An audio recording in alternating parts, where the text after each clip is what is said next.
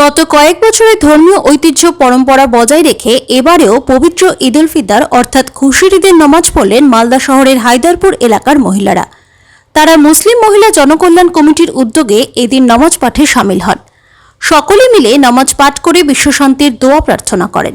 নামাজ শেষে মহিলাদের সকলকে খুশির ঈদের শুভেচ্ছা জানান মালদা শহরের 15 নম্বর ওয়ার্ডের কাউন্সিলর গায়ত্রী ঘোষ।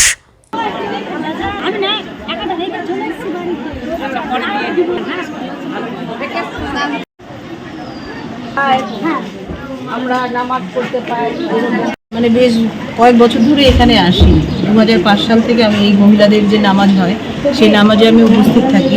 আমার ভীষণ ভালো লাগে যে আমরা কিন্তু সকল সম্প্রদায়ের মানুষ যেরকম দুর্গা পুজো করি, যেরকম ছট পুজো করি, যেরকম বড়দিনের উৎসব পালন করি, সেইভাবে কিন্তু আমরা এই ঈদের উৎসবও পালন করি। তাই এই খুশির ঈদ আমরা সকলে মিলে যেন খুশিতে থাকতে পারি, আমি এখানে এসে সেই বার্তাই সবাইকে দিতে চাই, যেন সকলে মিলে আমরা সকল সম্প্রদায়ের মানুষ যেন আমরা আনন্দে থাকতে পারি, খুশি থাকতে পারি এবং সকলে সকলের জন্য পাশে দাঁড়াতে পারি। আমরা মুসলিম মহিলা জনকল্যাণ কমিটির উদ্যোগে এটা ঈদের নামাজ হয়। আগে শুধু মহিলাদের হতো, এখন আমাদের স্ত্রী নারী পুরুষের নামাজ হচ্ছে, যেটা শরীয়ত সম্মত। তো ইনশাল্লাহ আগে আবার হবে, আর ডে বাই ডে ভিড়টা বাড়ছে, জায়গাটা শর্ট। আমরা চেষ্টা করবো জায়গাটায় কোনো কিছু করার, যেন একটা হাজার রকম এটা এখানে 2007 থেকে হচ্ছে।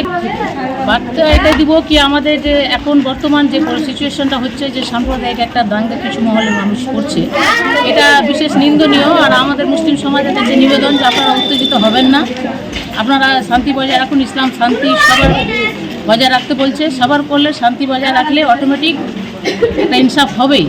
অতএব তারা মূর্খ, তারা জাহিল, তাদের কোনো এডুকেশন নেই, তারা সাম্প্রদায়িক দাঙ্গা লাগানোর চেষ্টা করলেও আমরা শান্তি কায়েম করবো। মার খেতে হয় মার খাবো, তবুও আমরা শান্তি রাখবো, সাধারণ মানুষ যেন বাঁচে।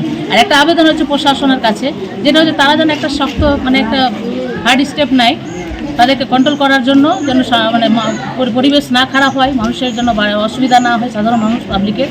এবং আমি সেই প্রতিনিধিদের কাছে, লিডারদের কাছে অনুরোধ রাখবো, বিশেষ অনুরোধ রাখবো, তারাও যেন একটা ভালো একটা স্টেপ নেয়, যেন চারদিকে শান্তি বজায় থাকে।